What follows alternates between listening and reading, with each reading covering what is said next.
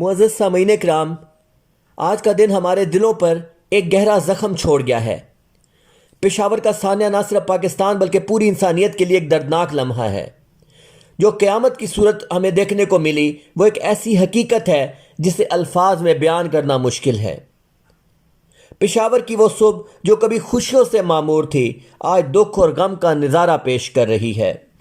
اسکولوں کی چھتوں پر وہ ننھے منھے بچے جنہوں نے اپنی زندگی کو پوری طریقہ سے جینا بھی نہیں تھا، ان کی مسکراہٹیں، ان کی معصومیت ایک لمحے میں ان سے چھین لی گئیں۔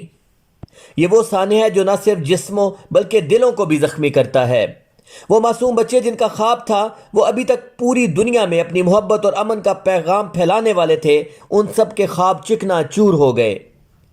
یاد رکھیں، یہ ہماری قوم کا امتحان ہے اور ہمیں اپنے اندر وہ حوصلہ اور عزم پیدا کرنا ہوگا کہ ہم اس ظلم کے خلاف اٹھ کھڑے ہوں۔ ایک شعر سے میں اس غم کا اظہار کرنا چاہوں گا۔ ہر آنکھ میں دریا ہے، ہر دل میں جلن ہے۔ ہر آنکھ میں دریا ہے، ہر دل میں جلن ہے۔ یہ دکھ کوئی ہم سے پوچھے کہ دل میں کیا کڑن ہے۔ ہمیں یہ دکھ صرف اپنے تک محدود نہیں رکھنا چاہیے بلکہ ہمیں اس کا مقابلہ کرنا ہے۔ ہم سب کو مل کر اتحاد کے ساتھ اس دشمن کا مقابلہ کرنا ہے جو ہمارے بچوں، ہمارے پیاروں اور ہمارے ملک کے امن کو چھیننا چاہتا ہے۔ اللہ تعالیٰ ہمیں صبر اور حوصلہ دے اور ہمارے ملک کو اس اندھوناک سانحے سے بچائے، آمین۔ آخر میں ایک شعر کہنا چاہوں گا۔